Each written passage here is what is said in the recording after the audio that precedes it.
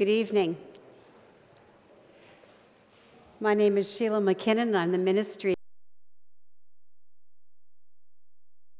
And it's our pleasure to welcome this full house tonight for this very important conversation in partnership with Our Place. Just a little housekeeping. On each side of the sanctuary are that hall are washrooms, men further that way and women a little bit this way. That's just a little bit of housekeeping in case it should become necessary. And so I want to say again, thank you. It's an important thing for us to be doing as a congregation of the United Church, and to welcome Ernie Quantz forward.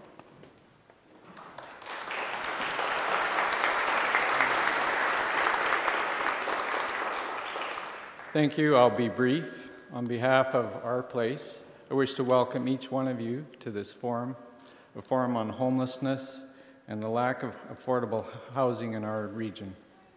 I wish to first of all welcome our esteemed panel members who will share their work with regard to homelessness and have helped formulate the questions for the candidates. I also wish to thank the Mayoral Candidates for taking time out of what must now be a very busy schedule in light of where we are in the election cycle, for coming here to speak to us and hopefully make commitments as to what you will do if elected to deal with this issue. I would also like you to join me in thanking the members of the First Met Church for allowing us to use this beautiful facility.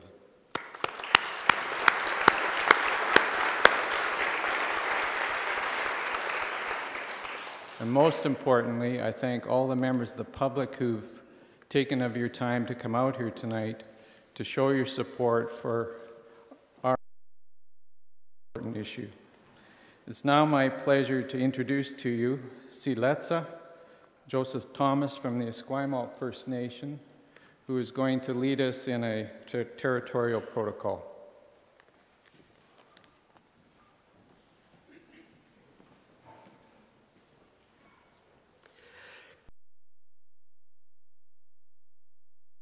I come from the Esquimalt Nation, and I'd like to welcome you here to the traditional territories of Esquimalt and Songhees Nation. I'm going to give you guys a blessing song tonight, and I'm going to ask my wife Liz to come to the mic, and we're going to sing our prayer song that my grandparents used to sing all the time, my late grandparents, late George and Marge Thomas. So the first part you're going to hear is in English. You'll hear me singing. So here's a prayer song before you guys carry on with your guys' evening. Haichka.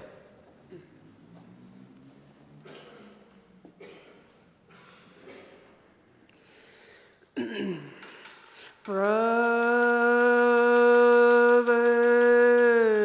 and sisters,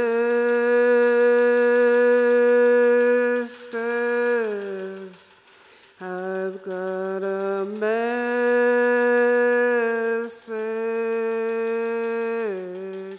from the Lord. Brothers and sisters, I've got a message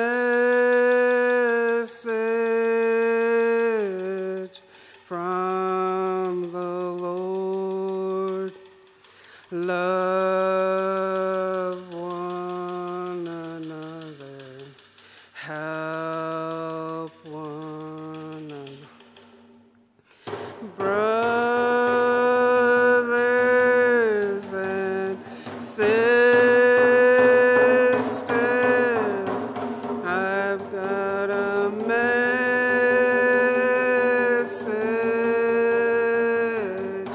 from the Lord. Love one another, forgive one another.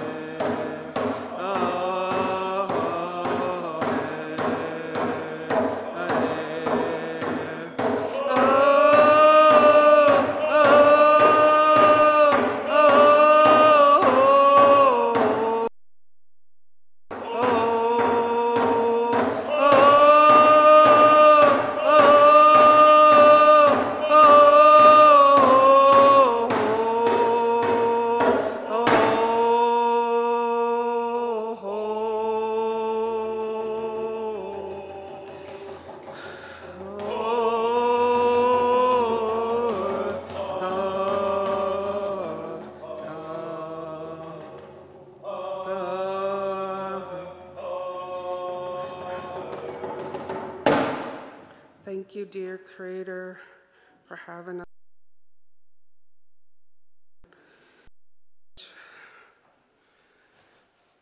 Amen.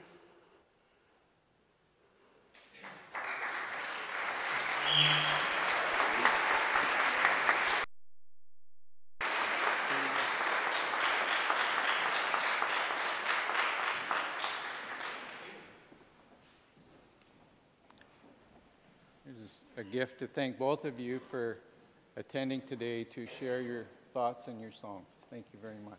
You're welcome. Thank you. Thank you. And my last job is to introduce someone who needs no introduction, and to thank him very much for agreeing to be our moderator, Gregor Craigie from CBC. Thank you.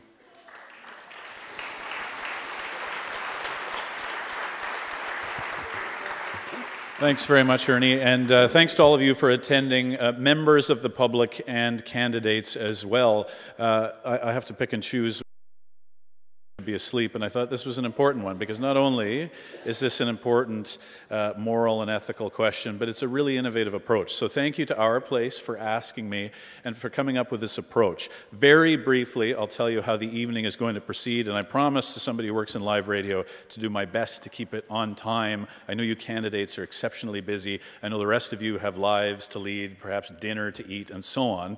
We are going to hear from each of the 1, 2, 3, 4, 5, 6. Why did I have to count? 6 panelists. You can tell I've been awake too long. But our 6 panelists will each make a presentation of between 3 and 5 minutes, and it will reflect some of their own experience with homelessness, providing service to people who have been homeless, and so on.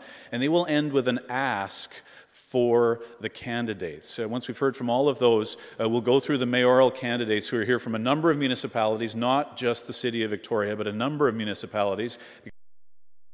Issue not just confined to the city of Victoria. And then the mayoral candidates, who are as concerned about their time as the rest of us, will restrict their responses and or questions to 90 seconds. We'll have a timekeeper. We'll do our best to keep on time, and God willing, I think I can say that here, we'll hopefully get to questions from the audience as well. So thank you once again for coming and being here. It's so nice to see all of you. Our first speaker, our first panelist, is going to speak from the table. This is what we've agreed, isn't it? Yes. So I would now call upon Shirley Jones, who has firsthand lived experience of homelessness, to start us off. Shirley? Hi, my name is Shirley Jones. I come from Pachita Nation. I am 15 years old from an abusive home and lifestyle of a single parent that attended residential school as an out student, and my father was a resident of residential school, so I carry a lot.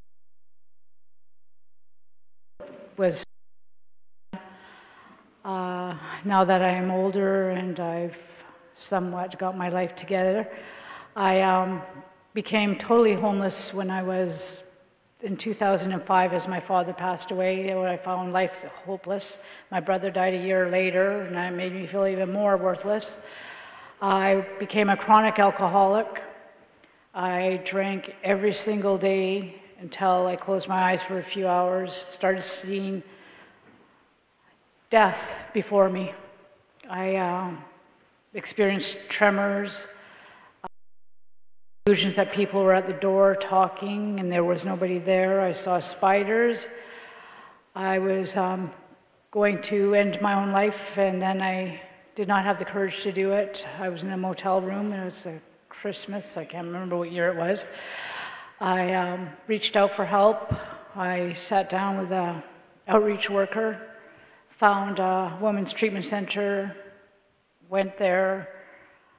I suffered a lot of anxiety, almost wanted to leave there twice. I've been in several treatment centers, but my last one was a successful one. The woman on the other side of the counter went through the program and went to school to be able to work in the program, so they had the experience, which made it a lot easier for me. I completed that, and then I came back to Victoria, applied for a job at Our Place. Didn't think I was going to get hired because they all knew me. And I was well known for pretty bitter meanness on the streets, so no respect for anybody, not even myself. I got hired, and I my life started climaxing up the hill instead of down finally. I was nervous because everybody on the streets knew who I was, and life change is really hard when you're still out there socializing and engaging with many others that I know that still suffer out there. I've lost a lot of friends and a lot of family members, but I continue my journey forward. I am now going to school. I speak for our place at a lot of functions, and I have grown a lot in our place. I haven't had to leave there for help because I'm in the building, especially the days my eyes are full of tears and I need to leave the floor to go speak with somebody. And I'm grateful that they're there for me, and the door is always opened. I have other help outside of our place in the community, the core area of Victoria, for my support of my sobriety. I have my family back together. I struggle daily to keep them together because, as you say, addiction is a family sickness. And I work my hardest to keep us on track and well-rooted and grounded. It's a good foundation underneath us and a good home that God has provided. School is a struggle. It's another journey. But you know what? I'm doing it because I want to be out in the community I have, and I want to be the support to these people. And I think I can save one life a day. And I thank you for letting me share.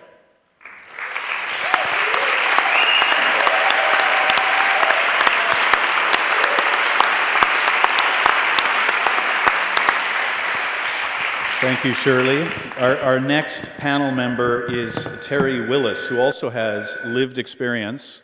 And panelists, I'll ask if you can remember to try to hold the mic in the other direction towards you. That may, if I can remember back to radio school, cut down the feedback. So, Terry, if you're able to turn that around. But our next panelist is Terry Willis, who also, as Shirley, has firsthand lived experience of homelessness. Hi, guys. Whoa, sorry. Keep it this far away. How's that? Is that better? Terry Willis. Well, where do I begin? 2011, I was living the dream. I had a lovely wife. I had 4 children. I had a great job, just like everybody here who is enjoying their life. Then all of a sudden it changed. I went to the doctors because I had a pain in my back. The doctor tells me, well, actually 3 of them came back into the room and said, Terry, unfortunately, we suspect you have terminal cancer.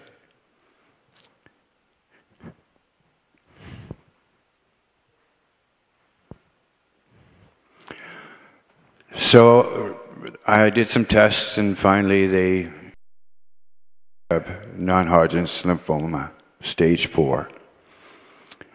I did my chemotherapy. I kept myself thinking this is a dream. Unfortunately, it wasn't. I had kidney failure the next day after my first chemo treatment. Sorry. Anyway, I struggled, but I couldn't work anymore. Eventually, we ended up losing my home and moving into town. Since then, my wife succumbed to cancer herself a year ago, and I became homeless, about 2 years ago, sorry. Because we didn't have the money or the funds to continue without me working and raising the kids.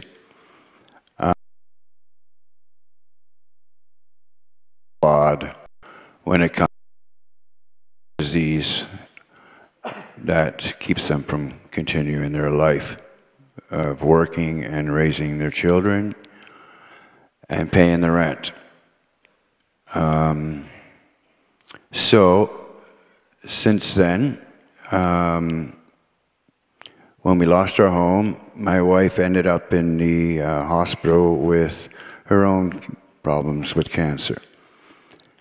She had no insurance. so we lost our home. She ended up dying, and I was on the streets, walking around with my 3 dogs, God bless them, and enduring the cold, the snow, lugging my furniture, my belongings, not my furniture, sorry, my clothes, my belongings, what I had, what I could carry, what I could lug around, going from church to, thank God, Our Place Society, where I could get some food and some support and socialize with people who were in the same situation as I was. About 6 months ago, I started feeling ill again, and the doctor finally told me that your cancer is back, Terry. Unfortunately, because where I was living, he would not initiate treatment due to the fact that my recovery would probably kill me. So I guess all of you were aware, you probably saw me on the newspaper, blah, blah, blah, blah.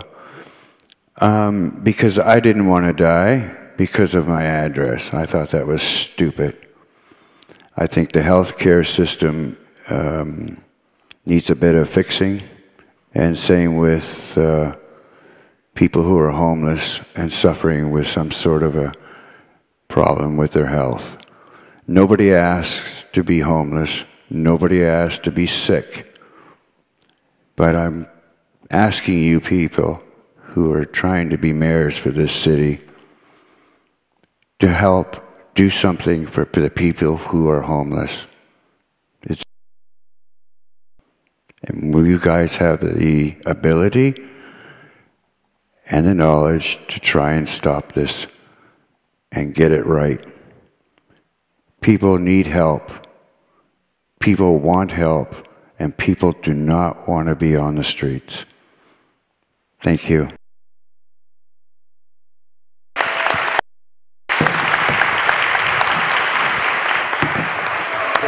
Thank you, Terry.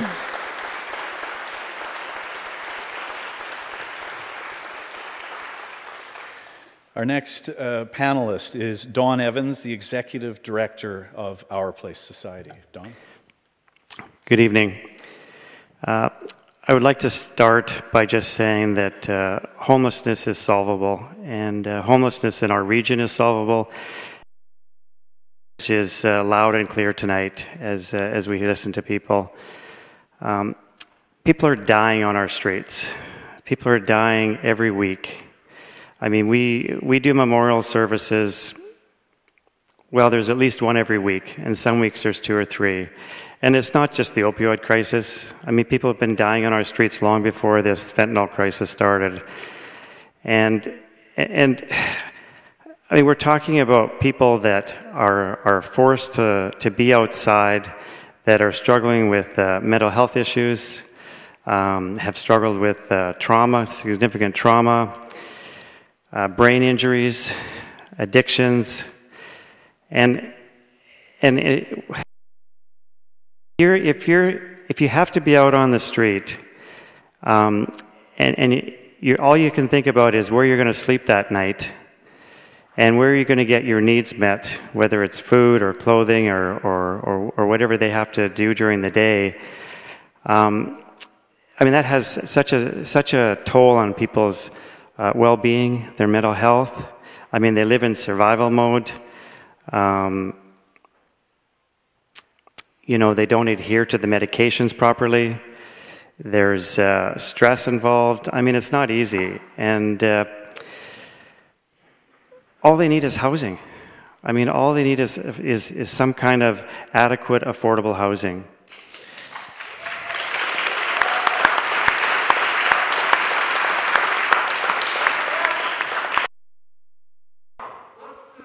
Recently, you know, we've had a lot of news around a lot in the news around the tent cities, and you know, When I look at people coming together and gathering into the parks and having that community and that safety that they're looking for, I look at it as an opportunity for us. So people are coming out of the shadows, they're coming out of the bushes, they're coming out of the parks, they're in a place that we can actually start to address their needs. Because often we're not reaching those that because we don't often see them. They don't come into our place. They're just isolated, and there's just a huge opportunity that we're missing.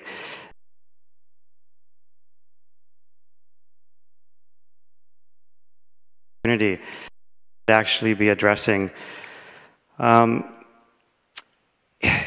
This is one of the few cities in the country that you can't get a mat in the basement of a church. They're all full. All the shelters are full in the wintertime. In most cities across Canada, you can get a mat. But in British Columbia and Vancouver and Victoria, I think they think that it's warm enough and that people can survive out on the street. But if it's rainy and windy and a few degrees above zero, that's worse than if it was 5 or 10 below and dry. We're in a situation where the provincial government and the federal governments are pretty aligned. I mean, there's money available. It's the first time I've seen this since I've been working in this field, where there's money available for communities and I mean, if the municipalities would provide some temporary housing for people. If each municipality provided one piece of land for 40 or 50 people to have modular housing, there would be 500 or 600 people that would be housed. We wouldn't be having this conversation. Homelessness would be solved in our community. Absolutely, we'd have to look at some of the factors that are causing homelessness and address some of those as well, so that we're not having those same conversations down the road. But all we need is for the municipalities to start to align with the provincial and the federal governments. So my ask is, will you provide land to build 40 or 50 units of modular housing? And if your municipality doesn't own the land, then purchase it.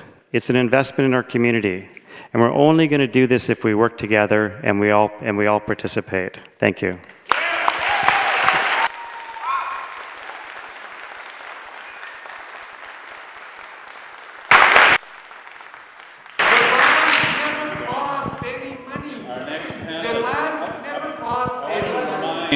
I want to remind our audience that you're all going to get a chance to answer or ask questions. We're going to go around with a microphone, so we want to hear your questions in short order. But I want to move on to our next panelist.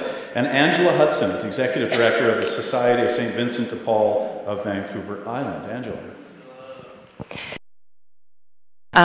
I'm very happy to be here today, and I am here sort of talking a little bit more about the affordable part of the affordable housing and the housing crisis that we have. The definition of affordable housing that we use in this sort of sector is when 30% of your gross income goes to rent or housing needs. So that putting over 30% of their income in housing. So that factors in a lot to some of the statistics I'm going to give you that are brief, but really show a glimpse of where we are in Victoria. So when I talk about Victoria, I'm talking about the CRD. These are based out of the 2016 Statistics Canada results, and I do have packages available for each candidate of some of the information that I'm providing for you so that you can take that away and go through it. So in the CRD, the number of owner households are 18,025. The number of renter households are 27,600. The average income for somebody who is renting in Victoria, and this is average for the CRD, is $51,000. And the average income for somebody that owns a home is $97,000. And there's 46% of the population who are renting in the CRD are spending more than 30% of their income on housing. So when we look at those kinds of statistics, it tells us a little bit more about from the perspective of how we got here. This is not unlike almost everywhere in British Columbia. What we're looking to do with our campaign to help bring attention to this is we want everyone to understand the housing affordability in their region as a candidate running for election. We'd like to have a commitment to making housing central to your campaign, which we have a pledge. BC Nonprofit Housing has a pledge that you can go online and you can sign it. It's public. People who are voting can have a look to see which candidates are prepared to make affordable housing central to their campaign.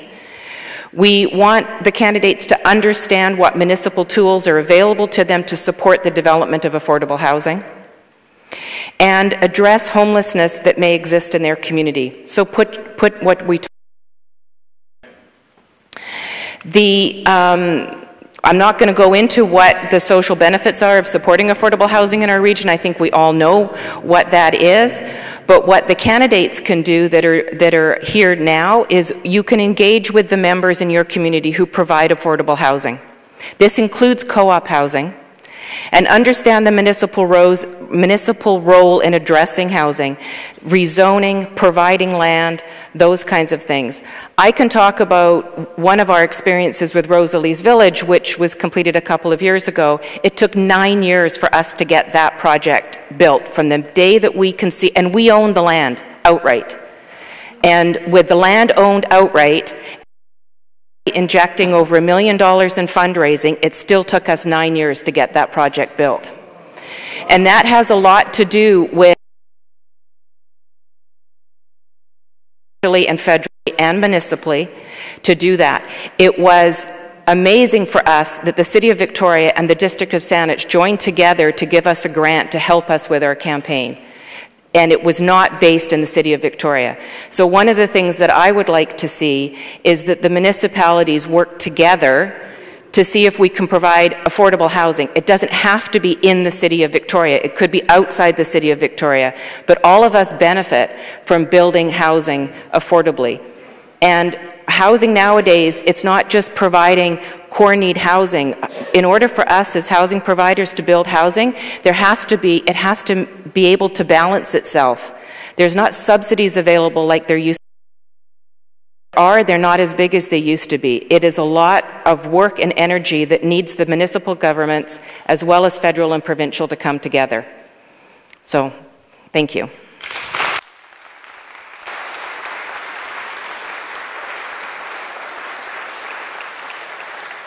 Thank you, Angela. Our next panelist is Catherine Holt, who is the CEO of the Greater Victoria Chamber of... We're going to take questions after, remember? Catherine Holt is the CEO of the Greater Victoria Chamber of Commerce. Catherine? Thank you, Gregor.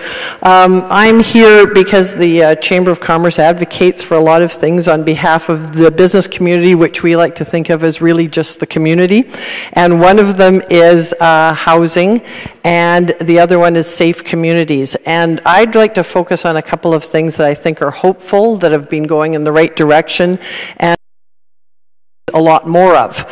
So internationally, one of the only things that has been proven to have a good outcome with regard to people with addictions and mental illness who often find themselves in the situation of being homeless are long-term therapeutic recovery communities. Started in Italy, it's a big movement in Portugal right now, and for anybody who has had a family member or who themselves have wrestled with addiction and mental illness, you'll know that it's an extremely frustrating world of very short-term interventions and short-term fixes and no long-term escape routes, I like to call them.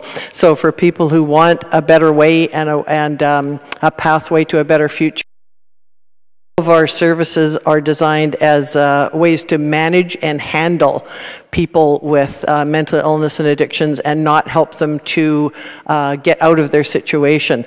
Long-term therapeutic communities are really about the only thing that's been proven to have a high rate of success, and it's a package that you have to put together, but it involves living for at least a year in a facility, having a peer group that helps you get through every day and keep your eye on the goal, having useful work, having a good diet, having counseling. There's a whole package that goes along with it. And I would like to say that in September we had what I consider a momentous event happen in this community. Our place advocating for a long-term therapeutic community at the former, I don't know what it's formerly called, Youth Custody Center, thank you, and View Royal stepping up and saying yes to the allowing for the zoning and the use.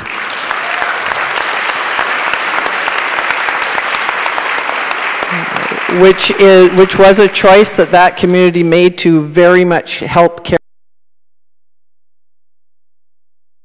of this month, and will be populated more over time. And I think more of those in more of our communities is a very, very good solution. The second thing is a little more abstract, but we have had governments putting money now into non-market housing, of non-market housing. So in my mind, I think we're entering a situation that may be permanent, where our real estate has become an industry that is a speculative industry. People invest and they make profit from it, and we need to start detaching that from housing. Real estate is not the same as housing.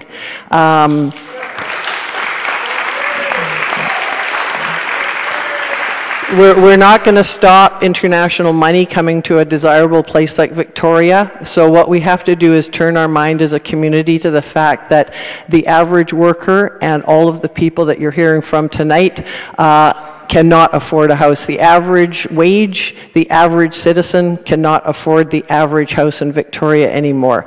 There's a wide array of non-market organizations working on that. There's a lot of government money starting to go into that. So the more that municipalities can step up and be part of those solutions, I think that's going to be the only thing that gets us where we need to go in the future. Thank you.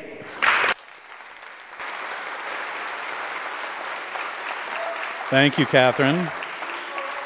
And finally, I'd like to call on Corinne Child, who is the Interim Acting Director for Aboriginal. And I do want to remind you guys, you're definitely, we want to hear from you. So you hang in there, and the mic is going to come around to you. If I know what it's like, sometimes you just have to intervene. I do this every morning on the radio and have to bite my tongue. But the mic is going to come around, and you're going to get to answer. You're going to get to ask your question. Finally, I want to ask our final panelist, Corinne Child, the Interim Acting Director of the Coalition to End Homelessness, to address us. Corinne. Yo. Gila Kesla, Nugo Yakawila, Skyflin, Lach Tahi, Skyflin, La Quagilflin. I just want to honor the Thomas family for sharing the welcome and having their language in the room. I have worked for the Aboriginal Coalition to End Homelessness for a few years now. And I think this is a really important discussion that's taking place. So I just want to thank our place for making this event happen. I think we're in a really crucial, critical time right now. We always hear about the larger discussions around the paradigm shift, the language and the movement of collaboration and alliance making and working together. We have the TRC, the calls to action, the United Nations Declarations of the Rights of Indigenous People. And like Donna shared, there's an amazing chance for the movement of collaboration that could run deeper than it ever possibly has ever happened. And I think when I'm speaking to candidates and thinking about the work that we're doing for the Indigenous people or Aboriginal people that are our street community, is that we need to make room and have space for Indigenous pathways of knowing to be involved in our city. We have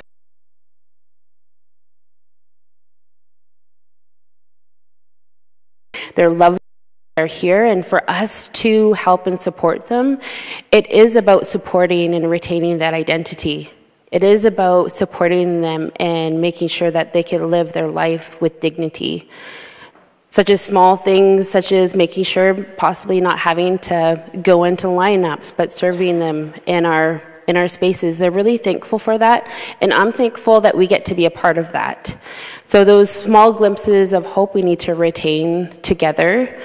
I also think, I'm just going to read this out. An Indigenous definition of harm reduction involves healing together through the restoration of traditional wellness processes, including encoded in our culture and language. When I think about supports that need to be brought into a space and room, whether it be here, we don't even have, the infrastructure conversations that are happening at this table that are happening for Indigenous people. So a systems approach of building infrastructure, making space, and having room would really help us work collaboratively around serving our Indigenous people on the ground, because let's be honest, there's a lot of us in these spaces, and it's gonna take working together to move ahead, to create a dual model of care that includes an Indigenous and Western way of working together, building on promising practices that is culturally in cultural supportive housing, and that needs to be defined together.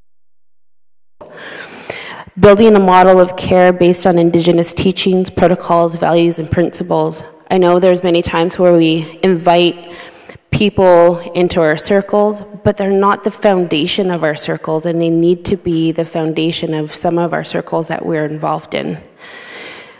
I think to strengthen our alliance and ways of working together, we need inclusionary housing. We don't talk about that. I recently did a feasibility study on a managed alcohol program and met couples that were never even given a second thought. Same-sex couples that are even being planned for in these discussions. So I just think in moving forward, let's welcome those natural laws. Let's welcome those holistic ways of deepening our understanding of working collaboratively together. And I think our ask is to our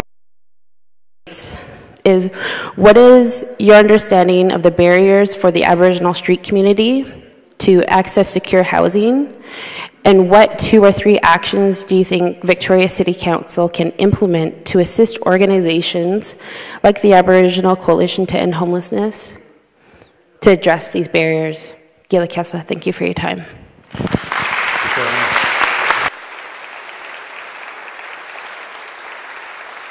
Thank you, Corinne, and thank you to all 6 of our panelists for your very clear vision. And also, I have to say, and I'll emphasize this point to our mayoral candidates for respecting the time. And in fact, you have gifted, I'll say, our mayoral candidates with an extra 9 minutes. So I'm sure they will respect that gift and use it accordingly. Now, we're going to hear from our mayoral candidates, as said beforehand. So, mayoral candidates, just before we open up the mic to you, quickly to stand up so we can do a roll call and do a bit of math here. So who is a mayoral candidate here? Everyone, please, we've got to do the numbers to do a bit of math. There they are. They're standing for public office, folks.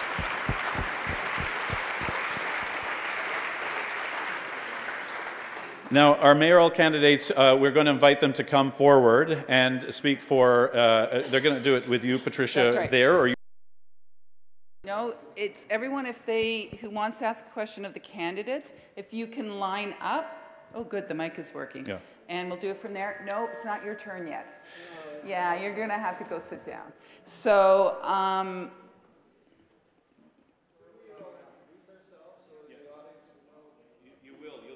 in your 90s. Yeah. We're going to allow the candidates, obviously, to introduce yourself when you speak. I think people will lose track of that if you all do it at once. So which microphone are they going to speak from, Patricia? From yours? Okay, so Patricia, who's holding the mic here, will go, and we're going to be random. We are not going to be alphabetical or what have you. So any candidate who would like to, in answer one of the questions here, but we're not looking for campaign speeches.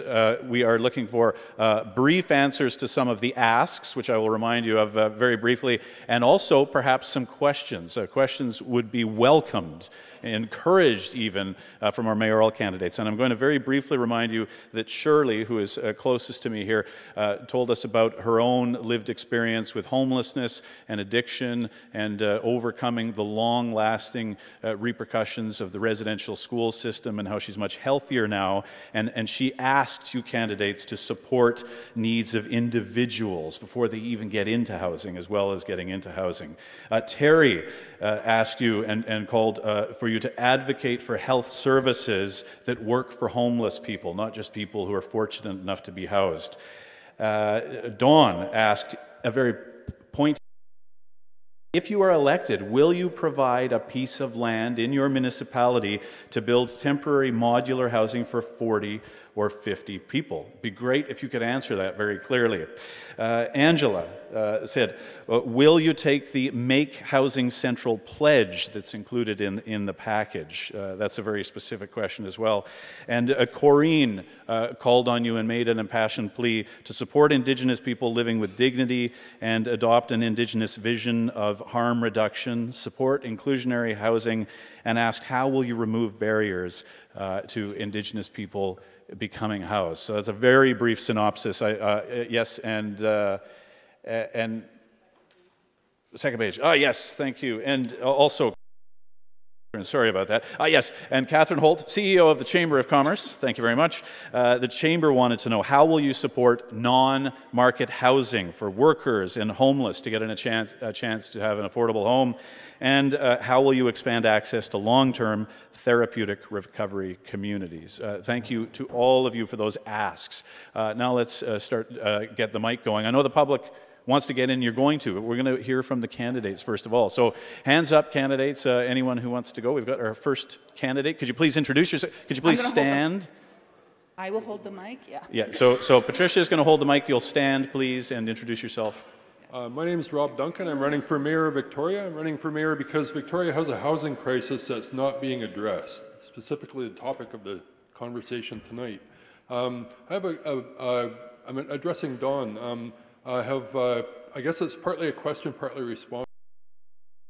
You mentioned that it seems like one of the biggest obstacles to getting a grip on the housing crisis, on the homelessness crisis, is finding sites for modular mobile housing. I agree, that does seem to be one of the main obstacles. I've been telling people on the doorstep for the last few months that there are sites all over the place, people. They're everywhere. My question do you agree with that, Dawn? They're everywhere. They're everywhere you look. I mean, I have a list of a couple dozen on my website that I compiled just while I was out in the neighborhoods canvassing. That's without even making a project of it, people. They're everywhere. We have this kind of housing being built all over the place. Okay, you got 30 more seconds. So what's your question? My question. The mic's gone dead. Do you agree that there are sites all over the place?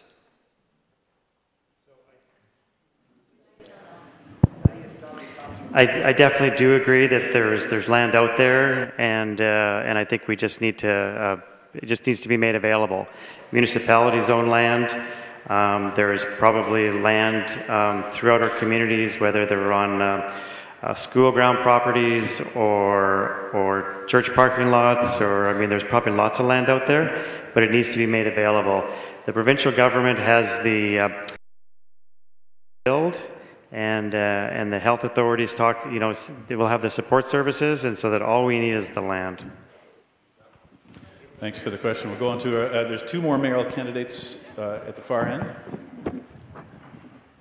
And remember, please, to introduce yourself. My name is David Arthur Johnston. I'm running for mayor of Victoria. Forgive me, this is for Dawn as well. The other Dawn, I would wholeheartedly support a modular community, but there is a caveat, a very serious caveat. The addiction epidemic needs to be addressed, otherwise these situations cannot work. It will just turn into another Johnson Street building. So, just as mayor, to readdress the entire notion of harm reduction, essentially not giving out needles anymore, because it won't work. Like the addiction epidemic is fixable, but it's going to require a 4-month free rehab center for a massive amount of people. And so I guess, I don't know if it's a question, but I would suggest that we have to do this without money. And so how are we going to do this if Victoria is absolutely impoverished? Thanks for the question. So what I'm talking about is temporary housing, because there is long-term housing that is being built in our community by housing providers, but it's going to take many years. But what we find is as soon as you house someone, it's much easier to start to address, you know, the challenges that they face, whether it's addiction or mental health, brain injury. But they need to be housed first. I mean, that's what, you know, the governments are talking about, is housing first.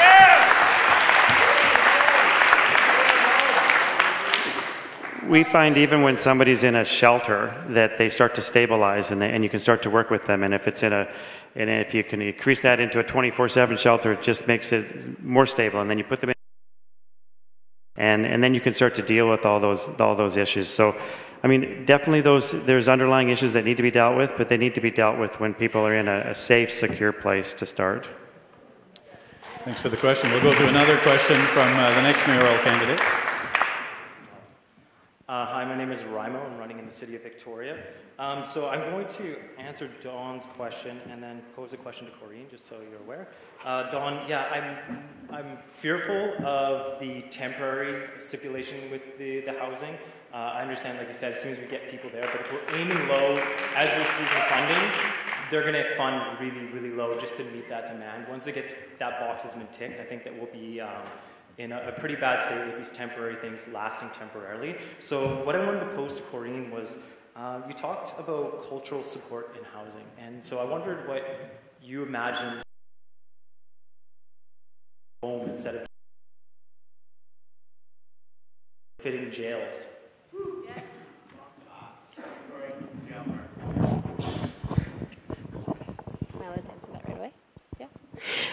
We've recently been engaging with our street community on what exactly that should look like, and we've been asking them very directly to help us grow that. And it's to really address the stigma and the titles and the labels right now. So culturally supportive housing with an Indigenous approach is led by the community, and they're going to feed us the vision of what it should feel like when they walk into the doors. Right now, in a lot of there's a security kind of feeling, and what should those titles of those individuals' names be? So we're really tapping into our elders, into our street community to help us lead that. We feel it's an appropriate direction to go to, and also any of the programmings and supports that they want. We're engaging in a modular housing unit right now with we're going to be housing 21 women. And so literally we're sitting down with them and asking them the questions. First of all, what would you like to be asked, and what haven't you been asked, and how would you like to be housed? And so that's really going to be birthed from them, because from what we've learned is that the programming that we're wrapping around them at this very moment hasn't worked. So what is going to work, and what are the principles that are going to help guide your housing unit? How are you going to solve the problems that happen internally, and when should we step in? And given over in that way, but we're hoping to really address the stigma, because I think the language that we're using today is not how people want to be labeled. When someone gets put into or is escaping you know, an abusive relationship and they're going into a transitional housing, even though it's helping them and it's going to be supportive, before they even enter, there's going to be a stigma. So I'm going to stop because my card is up. Gila Kesla.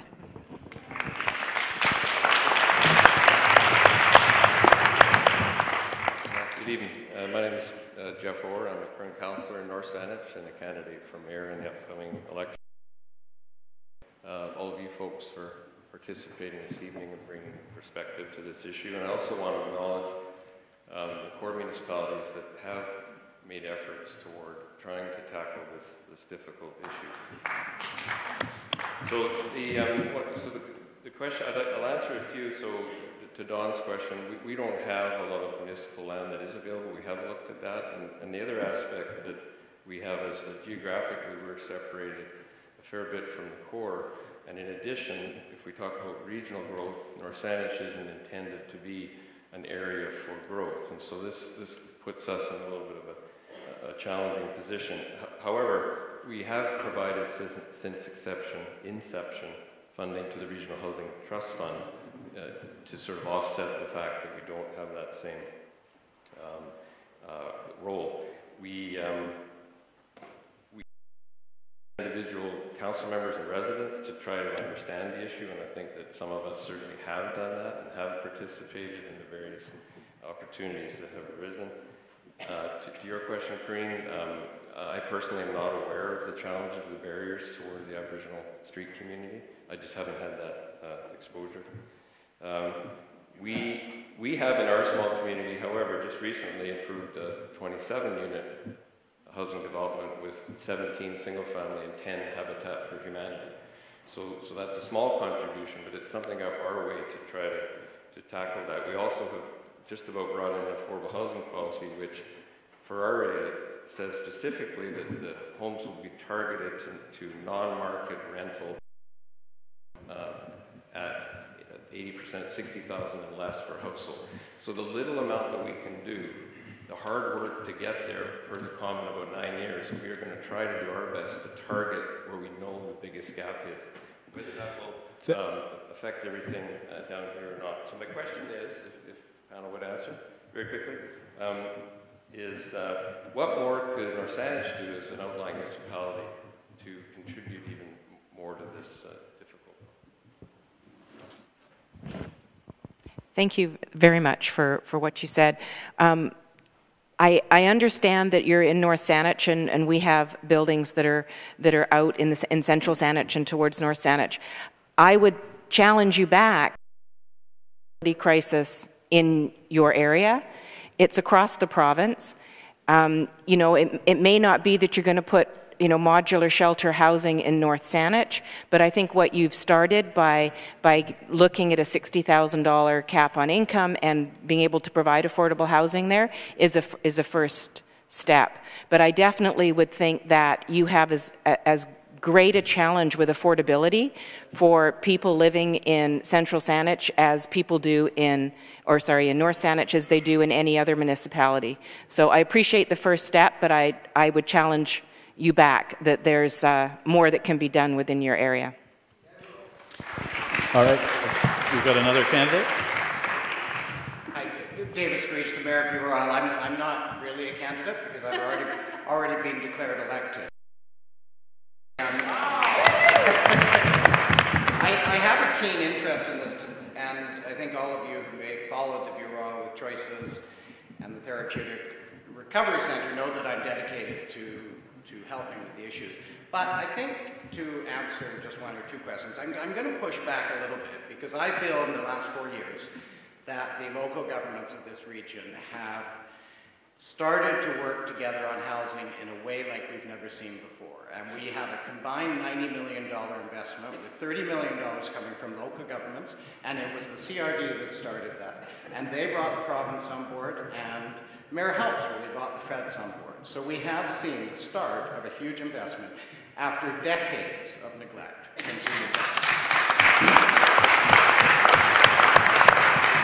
in answer to one very direct question, it's important to remember that the CRD owns the capital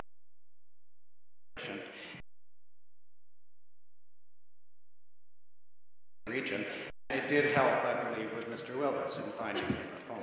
So that is owned by all the local governments and is run by the local governments. But having said all that, we clearly have lots more to do. I don't think municipalities have a lot of spare land. I mean, I know we don't in Bureau. We have parks, but you know, I certainly wouldn't be re-elected if I was to give up a park. So we have to be careful. But we're all prepared to work together. I think that's the main thing. Definitely on the West Shore. I know we have no shelters. We need shelters on the West Shore. So, anyway, I will leave it at that. Can I just respond to that?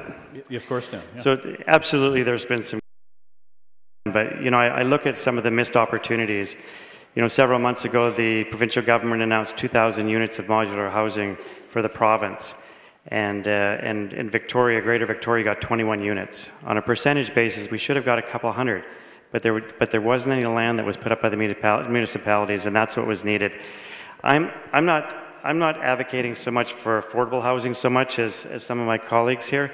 I'm advocating for temporary housing so we can get people off the street, because people need to be stabilized and they need to be in a healthier situation so that we can start to address some of the challenges that they're living with. For municipalities that don't have land, I mean, this is an investment. You know, you have tax bases, go and buy a piece of land. You know, I mean, when people are housed out of those facilities, you can resell that land and get your money back. I mean, this is something that needs to be addressed collectively and immediately. And if we start saying that we don't have this, we don't have that, let's just find out how to get it, and let's just address it. Thank you. We're gonna wait, David, because we've got a lot to go through. We're gonna come one municipality to the east here. Hi, I'm Barb Desjardins from a township of Esquimalt, and I just want to speak to Mr. Will's situation. I had a daughter that was going to school in England. Life was rosy, and she came down with leukemia, had to come home within 3 days or they were going to put her in a hospital there. Went to Vancouver because they only treat leukemia in Vancouver with no family support or anything there. We learned of the shortcoming of housing for people who have health needs, particularly something like the treatment that you have to go through.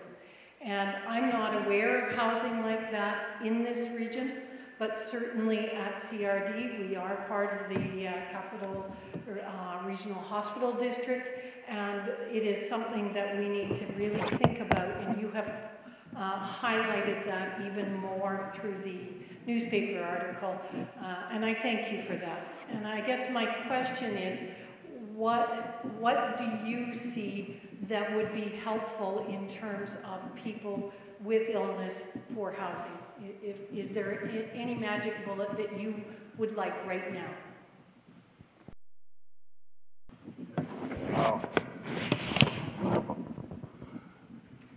I would like to see the healthcare system don't dictate to the people who need help.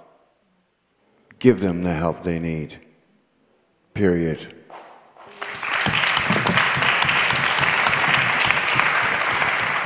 I'm Rob Wilson. I'm running for mayor of Saanich. Recently in Saanich, we've experienced tent city.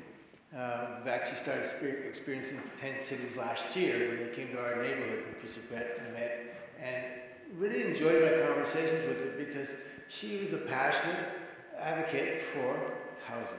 Simple as that. When I looked at the tent city issue that was recently through Regina Park, I was disappointed in how we handled it. I kind of agree, I actually do agree with Don when he said people in the same room, so to speak. You can now sit down with them and have a conversation. Rather than break it up and come on with fire hazard issues and so on and so forth, why didn't we protect them against fire hazards? Why didn't we protect them against some of the abuse that was going on in the neighborhood? Why didn't we try?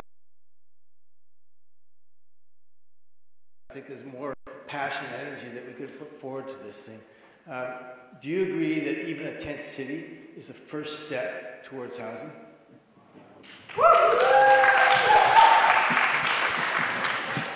Absolutely. Absolutely. I mean, this is a form of shelter that they're seeking, and it's safer for them than when they're dispersed and isolated out in the community where they have no protection from from elements and violence, and there's a community there. There's a sense. I mean, that is a form of shelter for people. I understand that it's not the safest form of shelter, and that it's not any safer for the individuals in there as it is for some of our neighborhoods, but it's safer than what they had. And why I'm advocating for temporary housing is because it can be put up in like 4 to 6 weeks, and it's less expensive to operate than shelters are, and it's way better. It's a way better quality of life for the individuals that are in there. Tent cities are not the answer, but they certainly tell us that there's a problem, and they give us an opportunity to look at some of these solutions.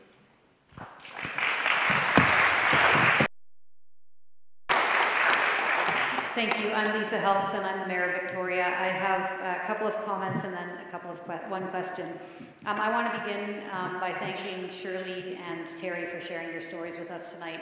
Really, really powerful, so thank you very much for that. As Dawn was putting it, the math so clearly for us, if we build 40 to 50 modular units in every single municipality, we can solve the problem right away, or at least within the next year. So I'm going to say yes, and I'm going to challenge all of my colleagues from across the region to begin a coalition of mayors for modular housing. And I will take the lead if necessary. We can do it. We can do it.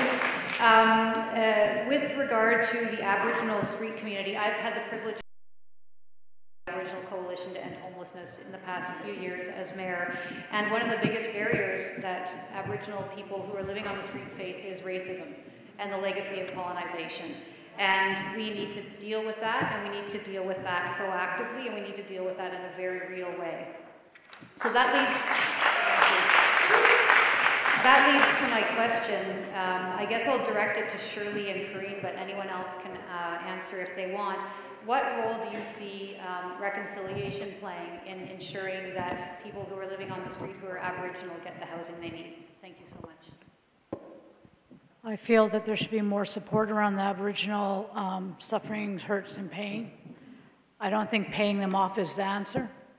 I'm really humiliated to see that they have gotten this money and gotten more.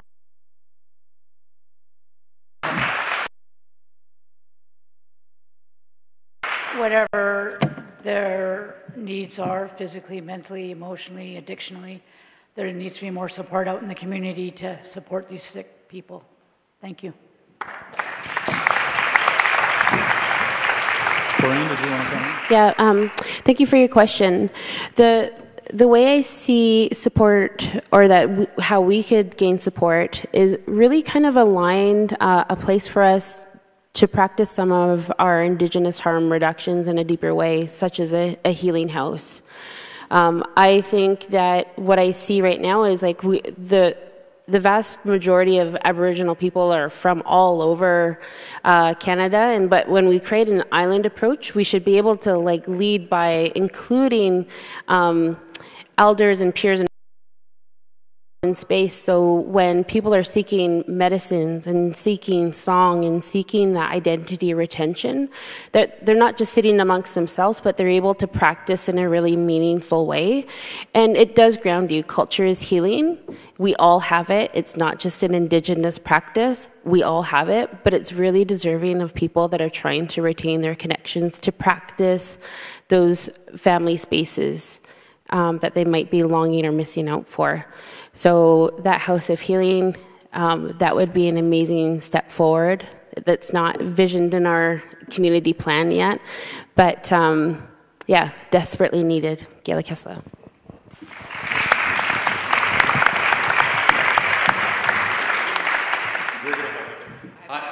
I'm Bruce McGuigan. I'm a candidate for mayor in the city of Victoria, and I want to say yes to everybody about your concerns because you're the experts, and I talk about special issues that face First Nations people. I can imagine and understand from what I've read about the intersection of racism, the intersection of the history of colonialism, intergenerational trauma, poverty, and for First Nations women, sexism.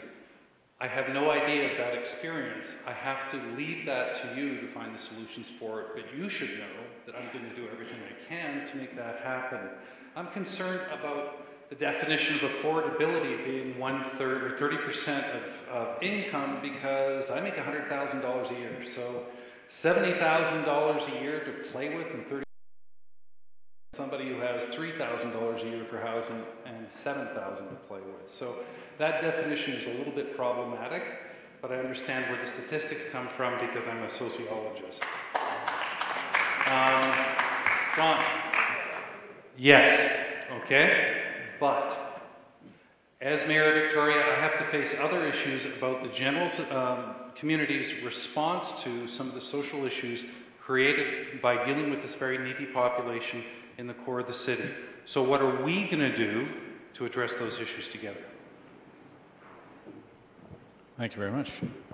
Dawn, and then we'll go to another candidate. So first of all, we're already addressing those issues. We're just addressing it in a different way. So the cost of the healthcare system for people that are homeless, the policing, the criminal justice system is costing far more than what we would spend on actually cost to house someone that actually have them on the street. So those dollars are already there. We just have to reallocate them.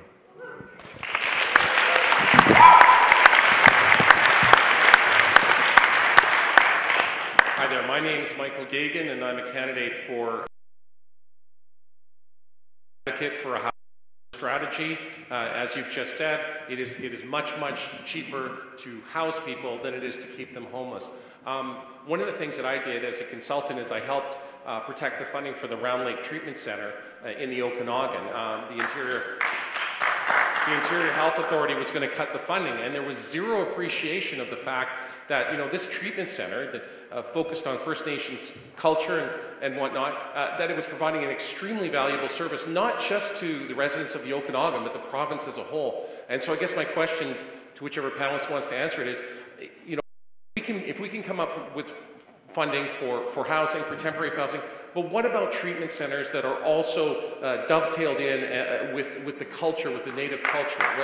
Your thoughts about that?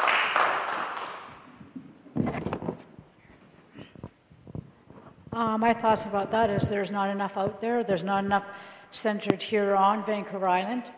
I find that we lack family treatment for Indigenous people that want to keep their families together or reunite with their families. And the funding there too is not available. We have a lot of cuts in our health services as Aboriginals, and so we lack a lot of areas that need to be strengthened and bridges need to be built. Gila Kessa.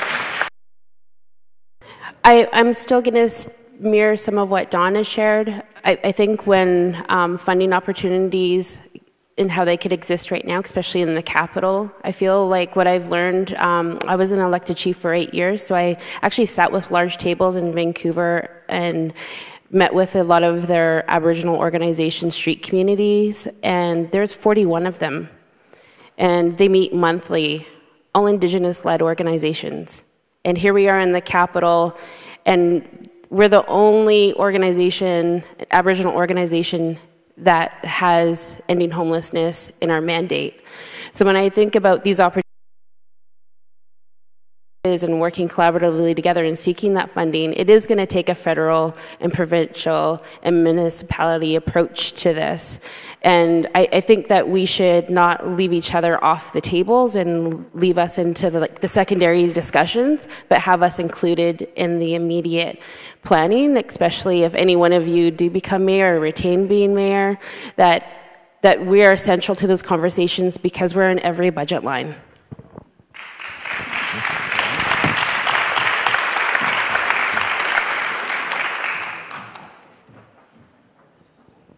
Stephen Hammond, I'm running for Mayor of Victoria. First, I want to say to Mayor Helps, I appreciate your pledge, and if I'm so lucky to be in your position after October 20th, I'd be more than happy to take that up. What I'm really intrigued with, and I want to ask Shirley something, but what I'm really intrigued with what you said, which is really interesting because when people think of business, and for the most part we tend to think of the market, those kind of things. So I'm thrilled that when you're talking about affordable housing, you're recognizing that the real estate market or the speculative market is one thing, but then housing, affordable housing, is a different thing. The fact that you're saying that means that you must have the support of your membership, obviously. And so how would your membership go about making that a reality in the business community when there's always concerns about taxes being too high, and what you're suggesting is that the government has to be involved? I'm not opposed to that at all. As a matter of fact, I'm thrilled with that. But I'm just wondering, how is it that your members would be open to the notion of government becoming more involved in a speculative market? And then surely, right from the beginning, I wanted to ask you, and if you said it was on Christmas Day, there was something that turned around for you. What was it that turned you around to make you want to go from what your life was to what your life is today? First of all, yes, I would say that what I'm reflecting is the views of the Chamber, in the sense that the Chamber members are employers and they're trying to attract and retain employees. That's their #1 challenge in this region now. And that's because wages cannot keep up with the childcare.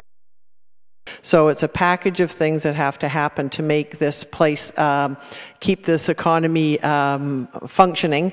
And businesses pay the taxes we all rely on. So it's not a matter of continually increasing the taxes, it's a matter of putting them in places where they make a difference to the people trying to keep the economy going. And right now, like I said, we've all grown up with this notion of you buy a house, that's your investment, you pay off your mortgage, it goes up in price, you have an asset.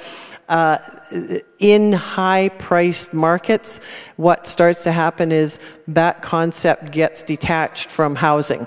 So I'm just saying we're heading that way. Whether we like it or not, I think we just have to wrap our heads around the fact that Victoria is becoming one of those places on the planet where the real estate is valuable, there's going to come and invest in it, and we need other ways to solve our housing problems than expecting everyone to buy a house with their average wage. So taxes need to go to that. Shirley, did you want to? What turned my life around was the darkness. Either I was going to die or I was going to turn around and live and restructure my foundation in my life again. I chose I did not want to die. I felt the darkness, I felt the coldness, I felt there was one string left that I could hang on to, and I reached out and grabbed that string, and here I am today.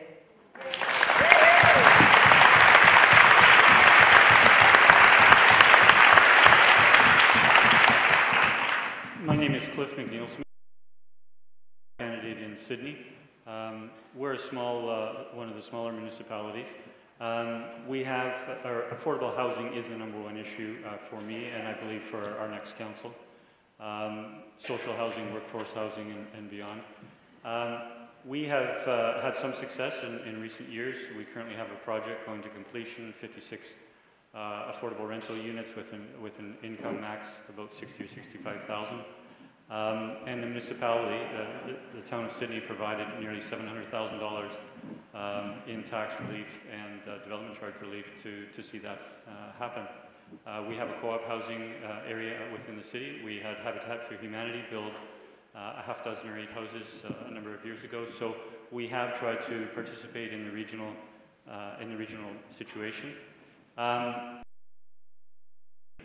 We do not have mats. We do not have health services. My question to panelists is, homelessness has no borders within the region. How can Sydney participate, in the larger region? Homeless that are in our area. And the second is, with the new CRD housing monies of $90 million, are we each going to compete as 13 municipalities to try and get a slice of that pie, or are we going to work together to try and find the best opportunities to move forward?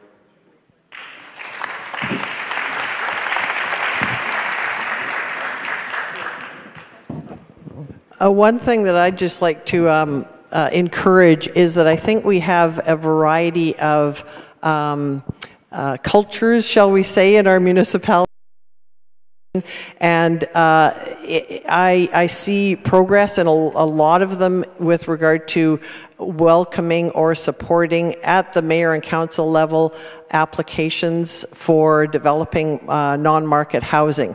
So it takes some leadership at that level, mayor and council, to say to support those applications and to sometimes deal with residents that might not be as fully supportive. So I think the leadership that you can show as the leader of that community and say that, yes, we're going to play our part and we're going to be the location for some non-market housing of various kinds, is a way to disperse the problem of unaffordable housing throughout the region and come up with solutions, with everyone supporting the solutions that will come forward to you as mayors and council.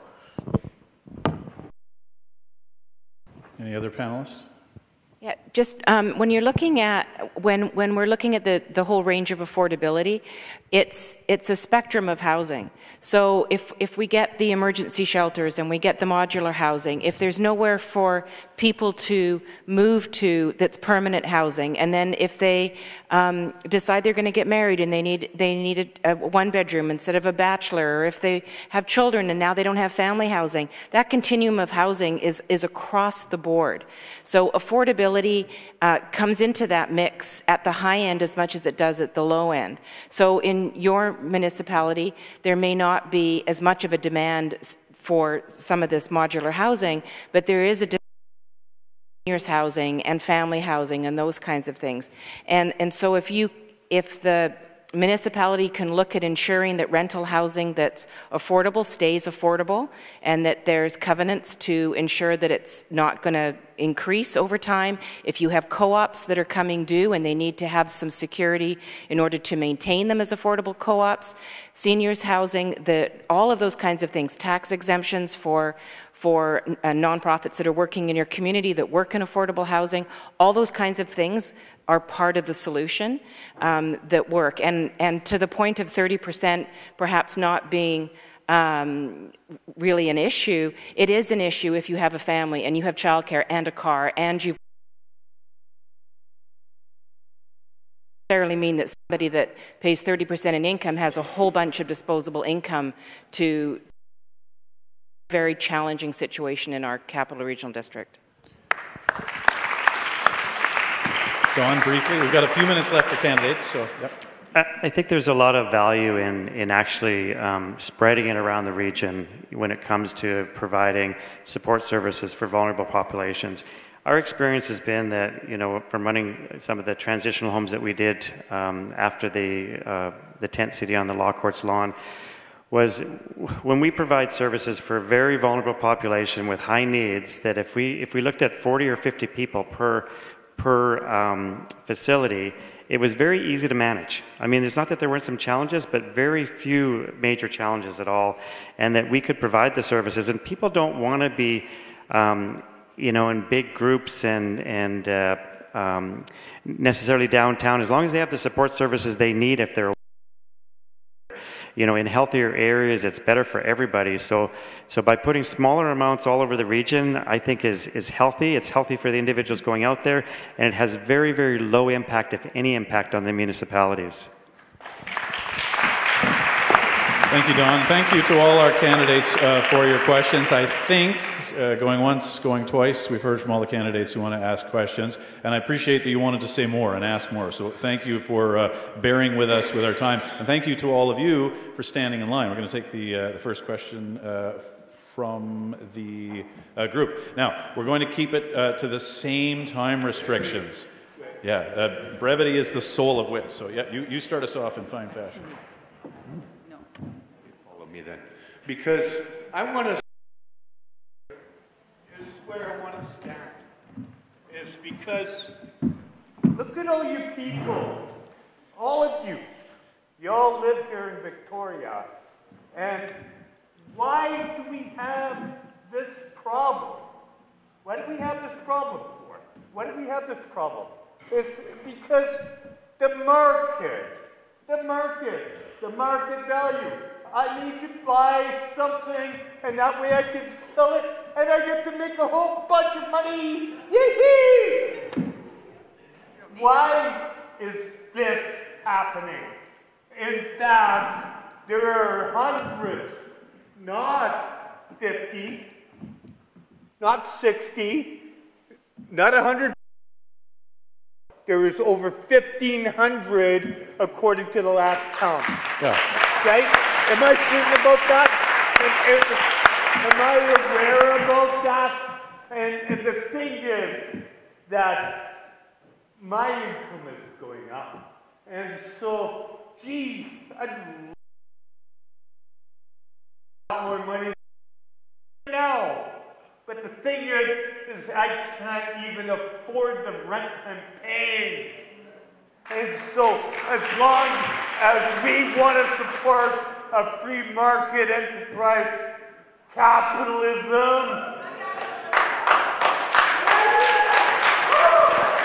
as we want to support that, as long as we want to support that, then why the capitalists to making as much as they possibly can. All right, you've gone past your time. At my desk, when I can't afford to rent anymore, I'm sleeping in a park. And So you know what happens next? I die of pneumonia. Yeah. I die of health problems. And all of you sitting here, I don't know why. I am going to interrupt, and a few people have said let him finish, but I'm going to interrupt out of respect for all the people lined up waiting patiently to talk. So thank you for your comments. And we're going to go next to the next gentleman who's been waiting patiently. And now Patricia is going to... Yeah. Yeah, as was mentioned. So we're going to go... hear more questions and comments. So Patricia's going to hold the microphone, so if you can come away. We're not going to do the center stage thing. We're going to stand over here. So Patricia's going to hold the microphone, and you are going to ask a very specific question to the panelists. We want to hear more from the panelists. Okay, my name is Kales Holder, and I'm running for mayor of Victoria.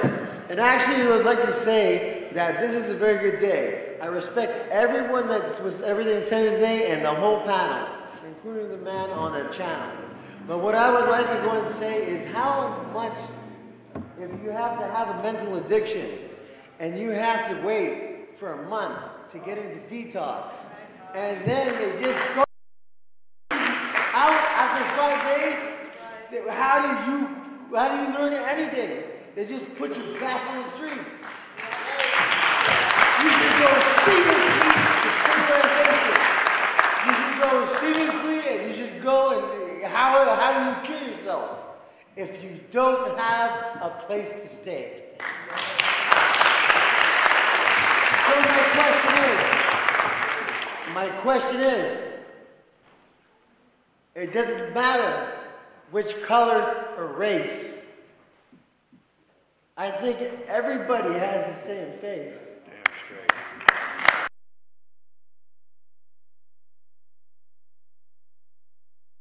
In my plot, I don't care if you're white or black or purple.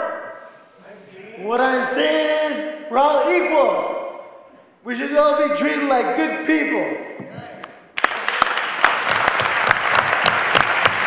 Let's get another question in.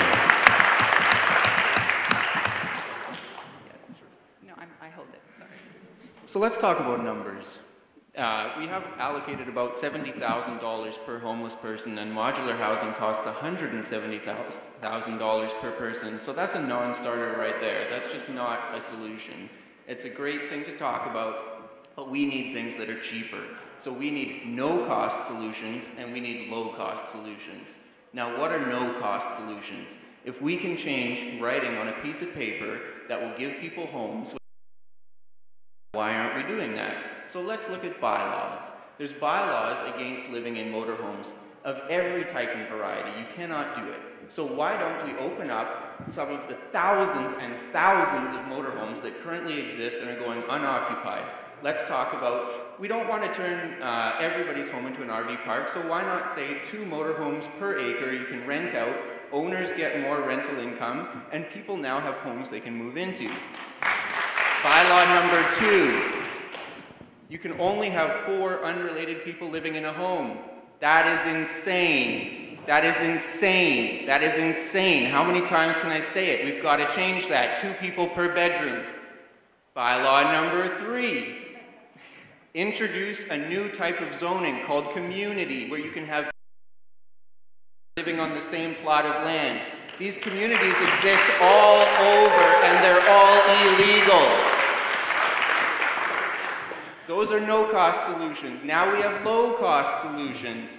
But there's currently for sale in Saanich a 20-acre parcel of land for $2.3 million. Purchase that land, rezone it as a campground/RV park. That is an average cost of $7,500 per person, which is a tenth of the allocated amount of money, and that includes purchasing used motorhomes on the open market to bring them there. All right, and that is beyond your allocated time. Thank you. Lots of good points. Does anybody on the panel want to have a brief response before we get to the next question? On the thrust of the argument that there are cheaper ways, bylaws can be changed and so on. Does anyone want to respond briefly? Any thoughts on that? First. Well, I just want to say that I really like the creativity. I mean, I think that there are other creative options out there, and I think there's a lot of smart people in this room, and that if people are brought together, I think we can come up with many, many creative solutions to ending homelessness. Yeah, just going back to what you said, like I just came back from Portland and I was at a tiny house conference, and they've just passed a bylaw in Portland to allow tiny homes and secondary dwellings to be in the backyards in order to build capacity within cities. And it only happened last week that they've done this, and there's rules around it, of course, but it's recognition that there are other ways to live, and communal living, tiny homes, motorhomes, campgrounds, they're all ways that people can live and progress and be to think outside the box. Thank you. Our next question.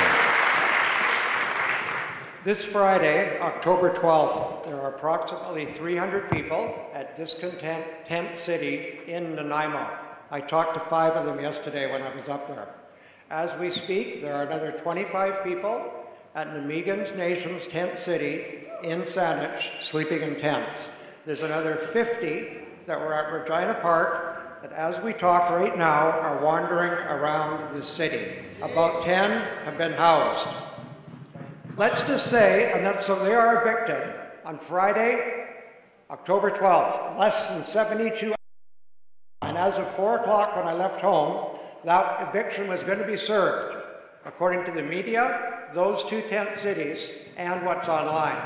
If on the morning of Monday, October 15th, 50 people have camped out that night legally in one of the parks in Saanich or Victoria, legally, and they do not leave, what is your position on those 50 people? Will they be evicted by the police, like at Regina and Ravine Way? And where do you suggest those 50 people sleep on Monday night? Those questions are for you, Richard Otwell, and you, Stephen Hammond.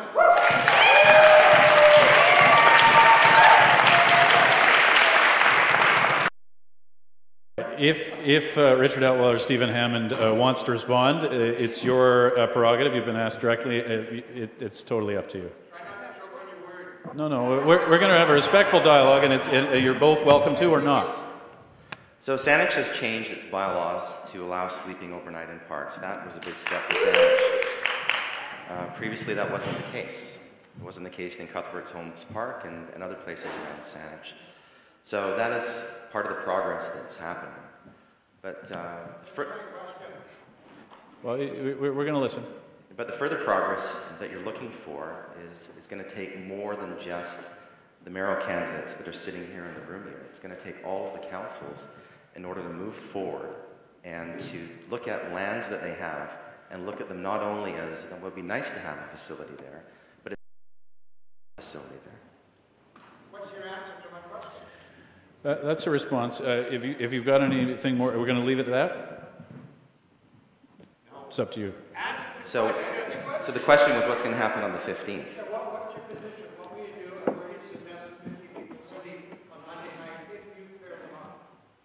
Well, they're able to sleep in any of the parks. There's 103 parks that have been identified. If they stay that morning, if they occupy the park, what are you going to do? What's going to happen is they're going to be assisted by the police in the morning. Okay. All right. I've heard a question and answer, and I've heard a response. Okay. Now, Stephen Hammond, do you want to respond to that, Patricia? Or okay, we're going to go to Stephen Hammond, and I appreciate the question. Respect the people in line. Stephen Hammond's going to respond, and then we're going to move on to the next question. I'm a lawyer. If we don't respect the rule of law, then where are we? And so the police have... I'm answering the question.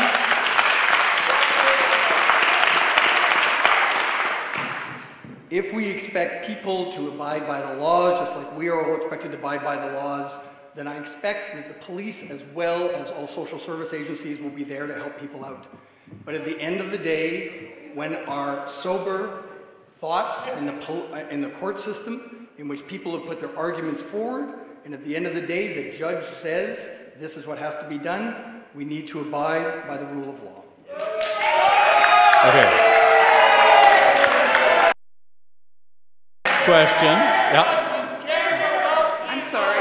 All right. We've heard a lot from white men, and I need a gavel. I really want a gavel right now. We're going to go to another question in line. Patricia's got the microphone. Gregor, can I just respond to that? Okay, Don, quick response to Don, then we're going to go to our next public question. I just think it's, you know, our courts are there to protect us. And there's certainly been some precedents where the courts required the government to actually house people instead of displacing them. And so it's for me, it was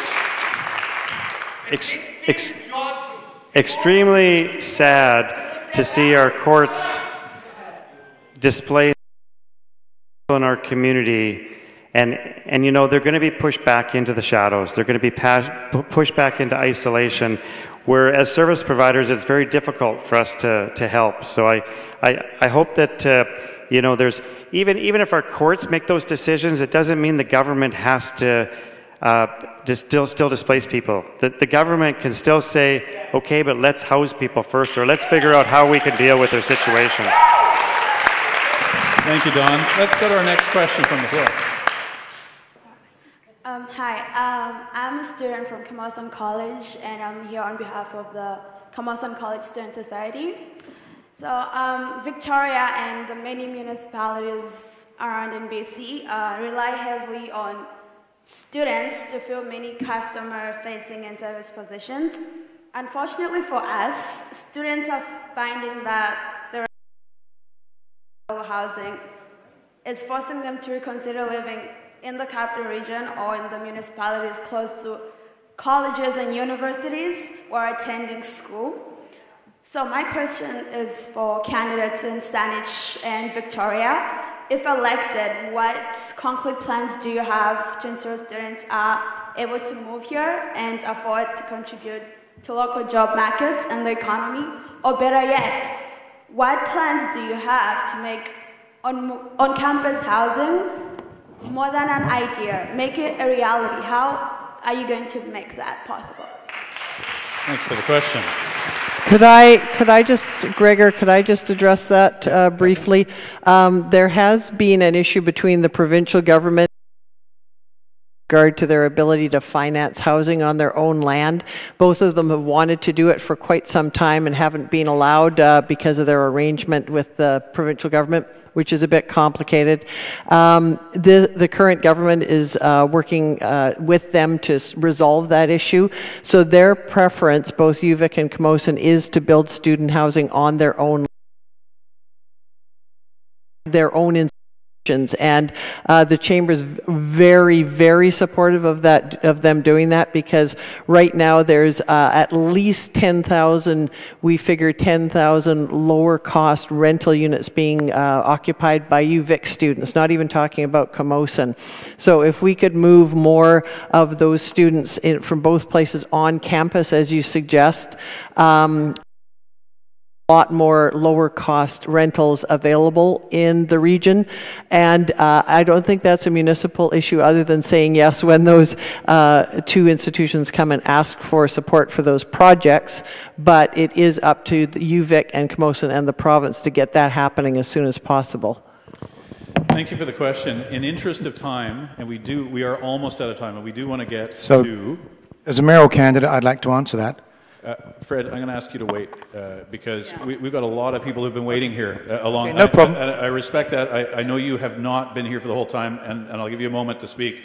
But we've got people who've been waiting an awfully long time. And to be perfectly honest, I don't know if we're going to get to all of you. Sir, can you pose your question? And I also want to encourage you, there's going to be a lot of opportunity for discussion afterwards. You can ask candidates individually, but we want to keep going so more questions can be asked. My name is Mick Rhodes. I drove up from Souk. I am running for mayor. French candidate. I have a solution here. I would like to add to Morgan his solution to it as far as cheap housing. I live out in the Otter Point district, and if everybody would take note of this, there is right beside me next door, it's called Otter Point Co-op Recreation Association. It's a fifth wheel trailer park. I've lived there for 9 years. I've looked at it. Half the time, those fifth wheel trailers sit empty. Look into it. Why do they sit empty? 6 months residency.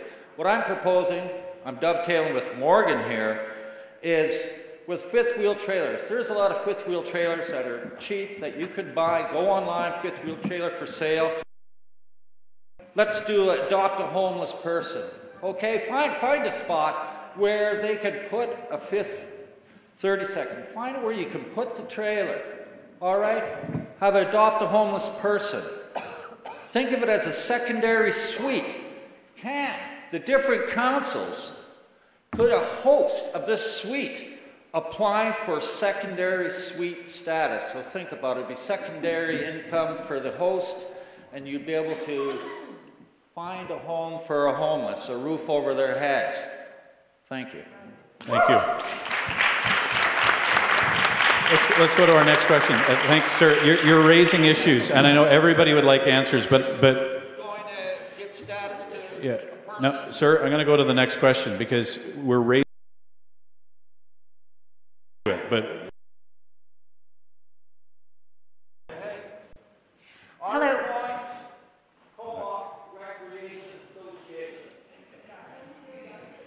My name is Rika Godrin. I'm running for City Council in Victoria. My question is to Bruce McGuigan and Mike Gagan. Are you, either of you or both of you, in favor of inclusionary zoning where development in Victoria would include affordable housing in the actual buildings? all right, if Mike and Bruce want to weigh on that, and perhaps then after that, that would be a good chance for Fred to stand up and wrap Saanich in, if that's okay with you, Fred. Hi, Bruce McGuigan. I'm not sure that we can rely on the private sector to help us out here. They've had decades and decades and decades to help us out, and they haven't done anything close to it. As a matter of fact, I'm not sure that even legally a lot of the limited liability corporations maximize profit. We all know that they're kind of psychotic that way. I think we actually have to rely on governments to provide affordable housing, not the private sector. The private sector, when it comes to housing in Victoria, has kind of shown that they can't be trusted, I'm sorry to say. Mike? Well, in answer to the question, I think one of the things that's psychotic is that we impose things like the step code that adds $85,000 to each new unit of housing constructed.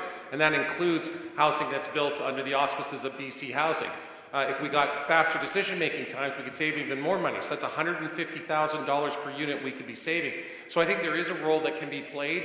Obviously, we want to make full use of the federal government willingness to assist with low-income housing, yes, but I think there's also things that municipalities can do to make the cost of building housing for everyone, low income, middle class, what have you, that we can be more efficient that way. And yes, in terms of density bonusing and what have you, we can absolutely use that to leverage low income and affordable income units in developments so that we don't create ghettos and instead have a city and have buildings and have developments where you have a range of incomes living there so that people of all different incomes, all different ages can live, work and play in our city of Victoria. Thank you, Mike. And we will go to you, Fred. All of the candidates have been limited to 90 seconds, so perhaps you want to address that question as it relates to Saanich or go back to housing, affordable housing for workers. But Patricia will hold the mic for you as she has for everyone else. Thank you very much. So I'll talk about the Saanich perspective. Many of the things I've heard here this evening, student housing on campus, absolutely. Saanich Council championed that at UBC. Liberal government, we worked with the NDP government, we were part of that with 160,000 students in the province, and we are part of the champion for the $450 million that is now available for on-campus housing province-wide, and UVic is stepping up with 750 on-campus housing. I hope it hits 2,000. That was the plan. And it achieves what we heard over here. It gets students out of our community housing, where I'm personally, they're welcome, but we get them on campus to have a better life and we free up housing. Inclusionary housing, we have a bylaw coming forward where Saanich will insist on inclusionary housing on all multifamily. We're looking at pre-zoned rental. I agree absolutely what the previous candidate just said. We need to have inclusionary housing all through our multifamily development, such that ghettos and we mix incomes together. We're asking our development communities to come forward with both affordable renting and affordable market purchase house at the $300,000, $400,000 level to buy apartments and etc. We need to have not just a supply, but a gradation of diversity within that supply to address everybody's housing needs. And I think Saanich has stepped up on that and will continue to step up on that. Thank you. Thank you, Fred. We're going to come back, Patricia, for a few more questions. People have been waiting patiently, so we're going to try to be very concise. Fred Haynes, yeah. That's right. Just in case anyone didn't hear, the last candidate was Fred Haynes, mayoral candidate for Saanich. Yes. I've got a question for Fred Haynes. Did you, sir, go to the Union of Municipalities convention in Whistler this year? No. Okay. Did Mayor Atwell go? Mayors or councillors went to the Union of BC Municipalities convention in... Okay, so I should be directing the question to the North Saanich mayor or candidate or councillor or the Victoria mayor. Okay, Mayor helps then. Went to the... Now, Mayor talked about a coalition of mayors getting together and tackling the problem of homelessness and getting affordable housing and supportive housing. I'm curious to know why the media hasn't reported anything out of the Union of Municipalities Convention in Whistler on homelessness.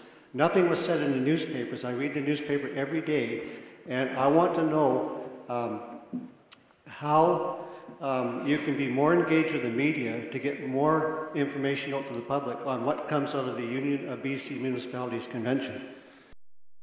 Mayor Helps, you're welcome to address that if you'd like to account for media decisions. I recall on CBC Radio discussing it. I think maybe we should ask the media sure. person in the House. I mean, the Union of BC Municipalities, when it's in Victoria, it's very well covered by our local media here. When it's in Vancouver, it's pretty well covered. When it's in Whistler, it's hard. I mean, these folks are working on a limited budget and it's hard for them to get up there. Carl Jensen from Central Saanich Council, he tweets every decision that's made. So that's one way to get the information. Follow along on Facebook or Twitter.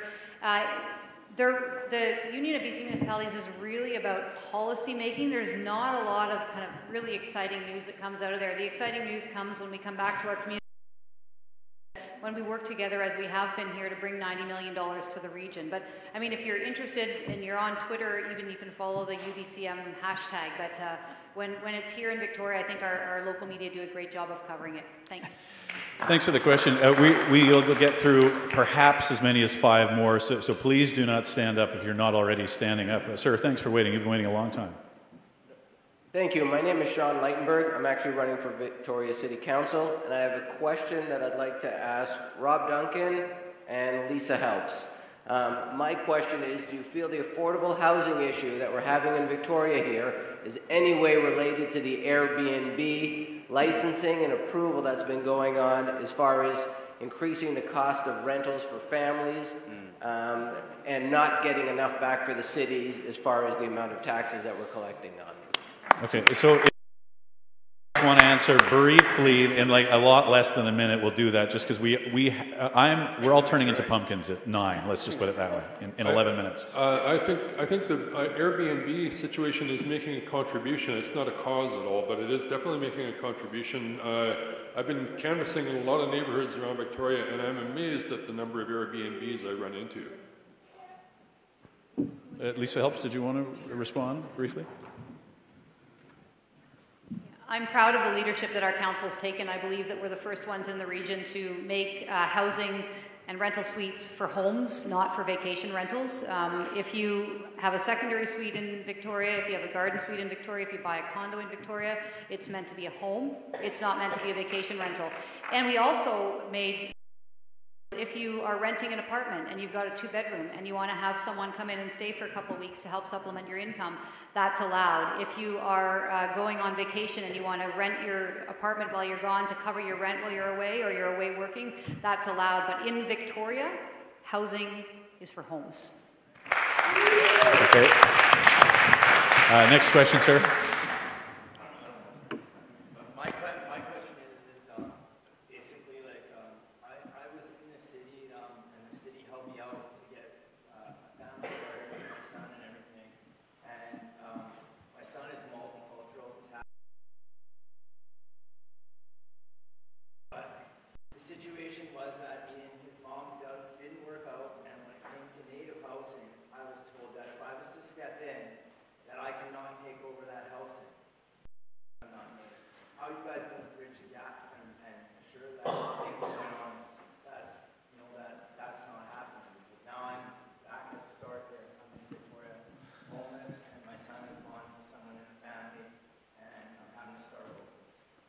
Thanks for sharing your story.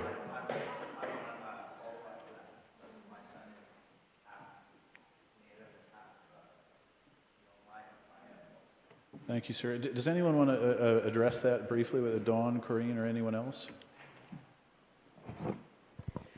Well, I think we have a lack of housing in many different areas, and you know, certainly for Indigenous housing and sober housing, there's shortages all over the place. So, and in the system where people, you know, they can't get through the right hoop to get their needs met, and it's a common thing that we hear a lot at our place. And so I understand your challenge there, and you know, the housing providers, all of us are busy, you know, working to try and help people get into housing in this market. It's extremely difficult, and the only way we're going to address it is if there's more housing available, and that's going to require everybody to work together. You know, somebody will die on the streets this week. That's the reality, and this is a preventable death. So, you know, if we don't help people that are in these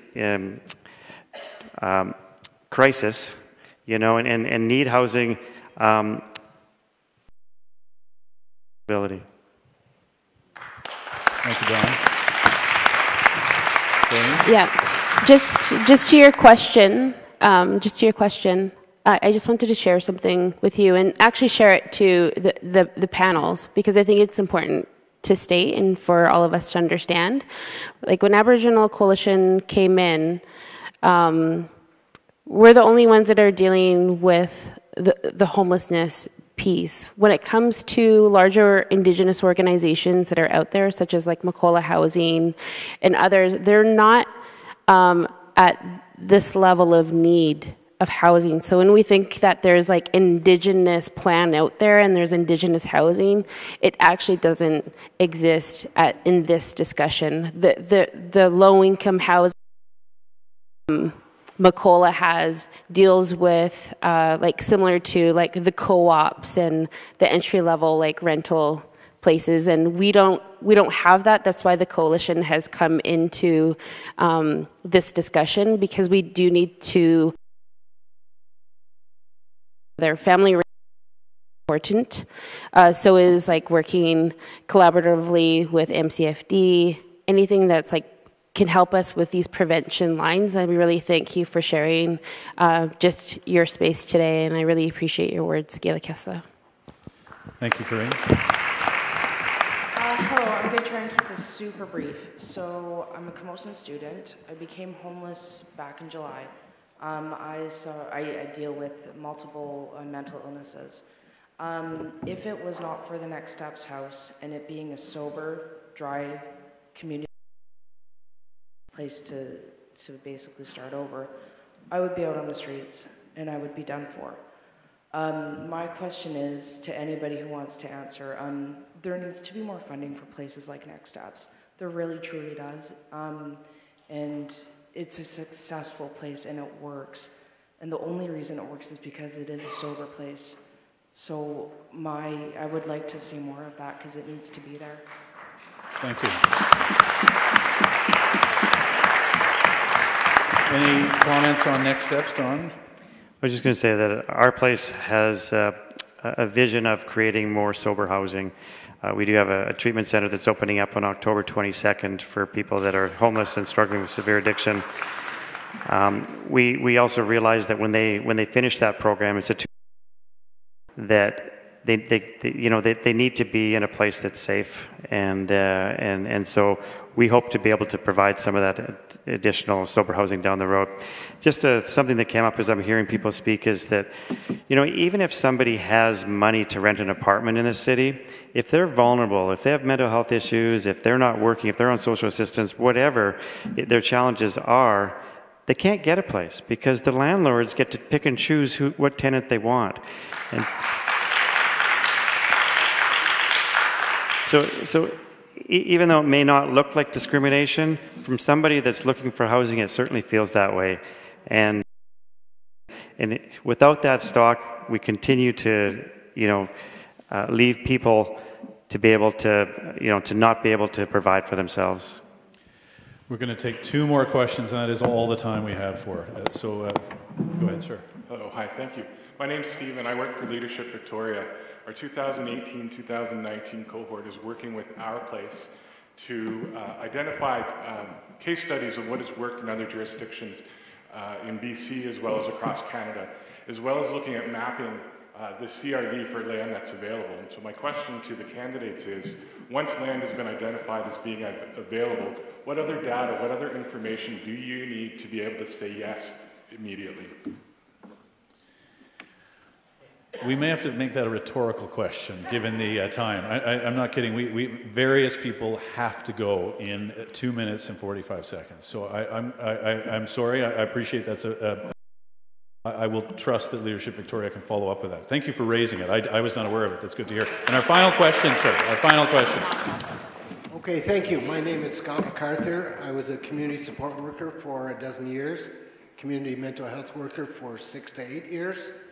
And today I spent most of the day at Project Connect, including talking to people who are housing or creating overnight supports for youth, adults, and seniors, both here and in Vancouver. I hear us talking a lot in this session about bricks and mortar needs, and I totally manufactured housing, RVs, whatever, to get people into where they have a roof. But actually, I was thinking today that really what I'd like to bring up is something that I've noticed myself with watching Czech news of the tent city situation in the last number of weeks. And that is that what I've seen is a very us and them situation has come up. I go to Anwam House, I hear people saying, we've just got to move those people, we've just got to do this, we've just got to do that. And it makes me think, and today I thought, for many of us, we have good earnings. I'm retired now, but we have good earnings. And I think part of the key is really the communication of seeing a person on the street and saying, let me buy you a coffee and a sandwich, and going in and finding out, I'm just finishing up, and finding out they're really very much like us. They didn't come here expecting not to work, to be homeless, and to be perhaps on a type of social assistance. They came to this province, this rich province, expecting to get work, to rebuild their lives, and build a new life. Thank you for that. And thank you to all of our panelists for this conversation. Thank you to all the mayoral candidates, councillors, and everyone else who came tonight. I am sorry to be brief. It's, I thought it only happened in live radio, but it happens in live church debates and forums as well. So thank you to everyone for coming, for bearing with us in time, and I hope you all have a safe night. Thank you.